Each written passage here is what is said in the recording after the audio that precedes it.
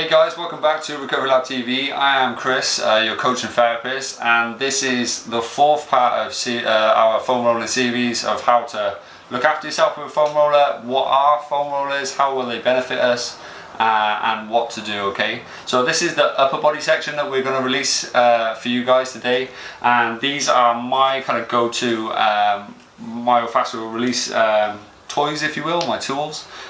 We've got a compact foam roller, okay, by Rumble Roller. We've got one of the Beastie Balls, and we also have a stick roller that looks like something you could torture someone with. Okay, so there's many a brand out there. Before that, in the first video I mentioned I used to use trigger point therapy. I just got kind of wanted to go a little bit deeper with my massage stuff. There is no right or wrong, it is completely subjective to you, so don't necessarily feel that you have to rush out and buy a particular brand. It all comes down to training experience, level of experience in regards to soft tissue recovery, and as always pain tolerance, you know, because the little spikes on these, okay, are much more painful. This is their firm foam roller, so it's much more powerful in the fact that it penetrates a little bit deeper into your muscle belly, and naturally if you're really tense there and you're brand new to foam rolling, this may be a little bit too uncomfortable for you, so you may kind of want a much more smoother foam roller like Trigger Point 2. Okay, so have a little shop round, drop us a message in the comment section if you're brand new to foam rolling, you kind of want some guidance. We'd be happy to help you with that. And kind of where to go and what to do, and kind of various shops out there, okay, or just like most people, have a little Google, and I'm sure it'll pop up with a million different varieties, okay. So that all being said, this is kind of my go-to for looking after your upper body in regards to myofascial release, okay. So to begin with, what I'm going to do is spin to the side. The foam roller is going to go on my mid-back, okay, and what I'm going to do, especially if you're wearing a t-shirt, what happens is it tends to ride up a little, so I'm just going to pull down a little and just hold it there, okay, and then what you'll find is the t-shirt kind of won't get in the way. As I roll, I'm trying to keep my back nice and neutral, and I'm just slowly lifting up my hips as I roll it up and down my upper back, staying away from that lower back, okay, just because you can tend to cause more harm than good. And what you'll find is, as you roll, naturally, because you're kind of moving towards this direction, the roller, you'll eventually start walking in that direction, okay? So just be aware of that, especially if you've got a sofa above your head, any kind of table legs or chair legs that you don't want to necessarily hit your head against. Okay, so just be aware that you're going to got a big open space as you do it, okay? Now what you'll find is after a while, your neck will start to get tired because it's not used to holding your head in that sense.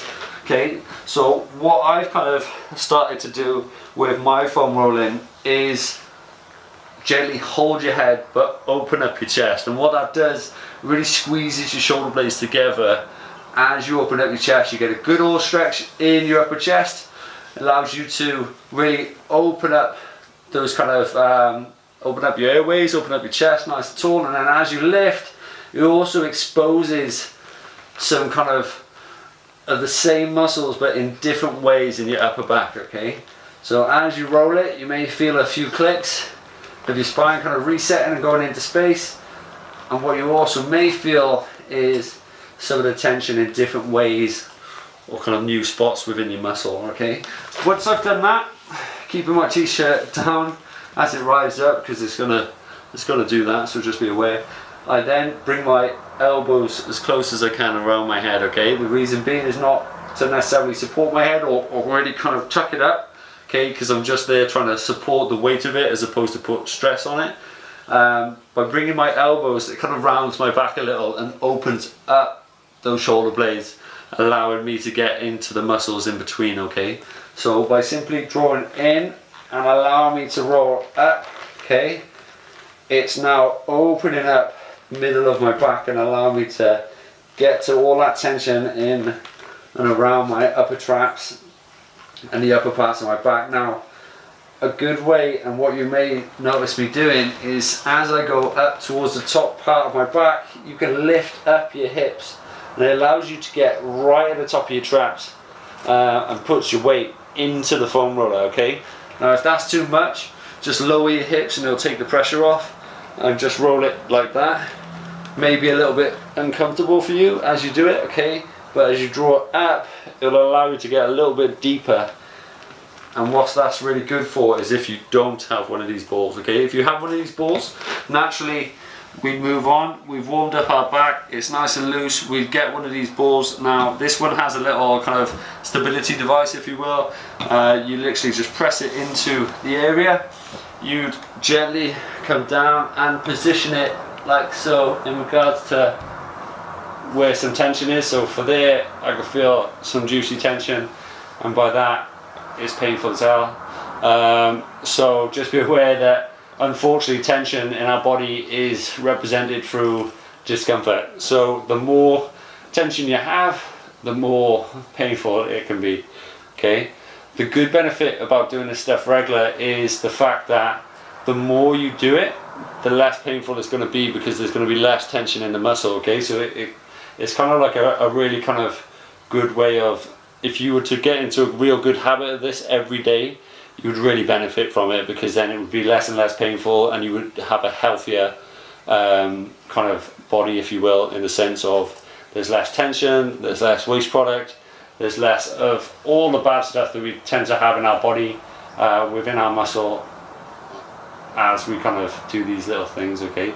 So this is just sinking into a little knot that I have on my back, so if I make any kind of funny faces, please let me know. And what you kind of want to do is just allow your body to relax into it, okay? Because naturally when you do it, you're going to go, oh, and you're going to tense up, it's going to be sore, and by tensing up, what it does, it kind of contracts the muscle, and it doesn't allow anything to penetrate it, okay? As you relax, as you focus on your breathing, you kind of sink a little deeper into it, and I can feel it kind of really kind of going a little bit deeper into it. Initially it's a little sorer, but as I breathe it out, as I try and relax, it's gone into it, and it's starting to feel a little bit alright now. A little bit less painful, put it away, okay? Now with that, you naturally move it over a little bit, you'd find a new sore spot, and you'd do the exact same, and you would do that over and over again as you're kind of working on reducing the tension. Now another way you could do it is effectively place it on the floor. Now this way is going to be an advanced way of doing it, okay, because it will be sore, and effectively you're lifting up your weight and using the ball to roll on, which is very deep.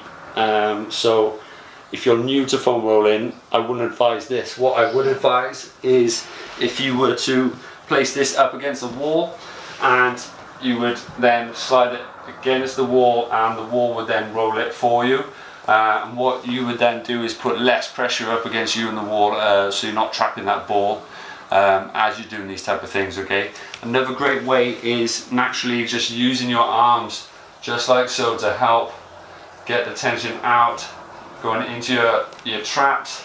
And what I would recommend on this is getting a anatomy diagram of your muscles and the striations of those muscles and the directions that they move and attach to. So for example, here kind of comes down, attaches here, and then what it does, it kind of splits off and then goes down the center of your back.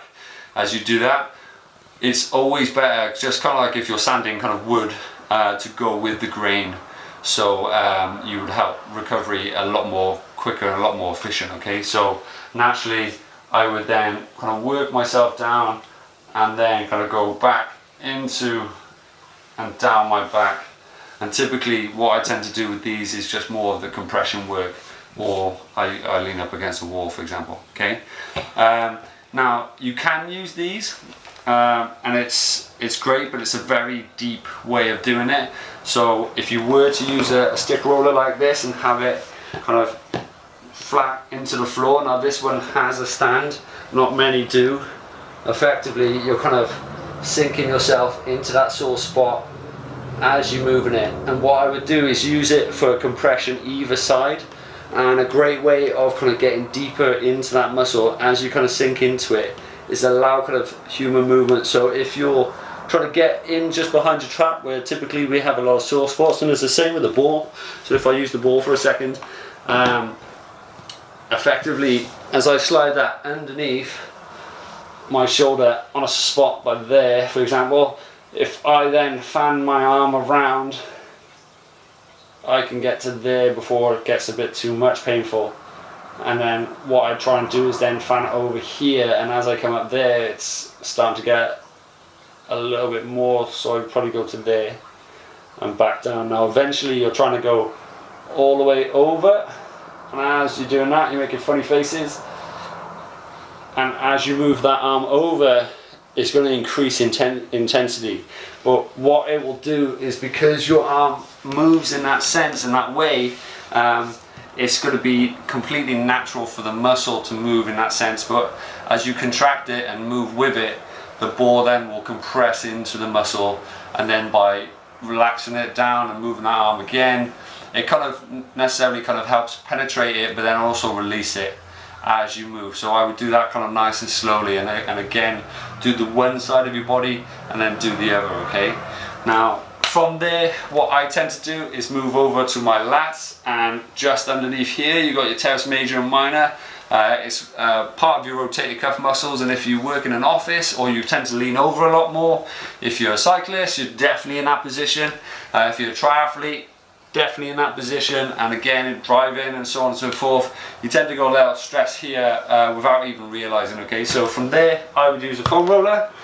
You're pretty much going onto that one side and just leaning over. Now, a great way you can get into your triceps this way, kind of draw it up, placing one hand on the bicep, so one, that arm can't go anywhere, and you kind of got to really force the tension out, and effectively you get a great way of getting the back of the deltoid, the back of that shoulder, as well as kind of right over into your lats as it meets up into your shoulder.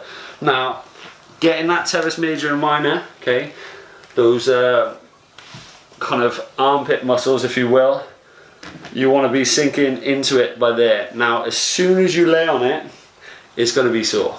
Okay, so effectively with this one, it's not necessarily about moving a lot, it's just gently guiding into it about an inch, 2 inch roll, because it's going to be painful. You know, you're going to have a surprising amount of tension in there. You may even kind of say a few naughty words. So it all depends on how you're feeling and how much this is hurting. Okay, you can effectively use one of those balls. You just sink into it and just get it like that. And again, it's going to go a little bit deeper because of the nature of a ball and what type of ball you're using. But effectively, you're trying to do some just compression work here to help alleviate it. The only nice way potentially doing it is if you draw your arm up and over like you would if you were stretching your triceps like that, and just gently rolling it, or get a friend to gently roll it here. You could even get someone to roll it like you would your leg, just nice and gentle, up along this side by here if you have a friend or a flatmate or family member to help you use that, and it's kind of going to help you really get into here to help reduce that tension and that pain. Okay, now typically I've had people ask, do I foam roll my abs, my chest and so on. I don't personally foam roll my abdomen. What I tend to do is foam roll above it and below it, and I kind of leave my abdomen because it holds all kind of my organs underneath, and there's kind of potentially more damage that can come from it than any kind of good. I tend to leave the soft squishy part in the middle alone for the big man up top to look after, as long as I look after everything else. Okay, the chest, however, you can do a lot with. Okay, and the ball is probably the best thing for it. Okay, so female athletes, okay, what I would do is get your collarbone. I would put 3 fingers together, and I wouldn't go as deep as that. Okay, the rest of it is going to go into your breast tissue. Now, if you are brutal enough, you will damage your breast tissue potentially.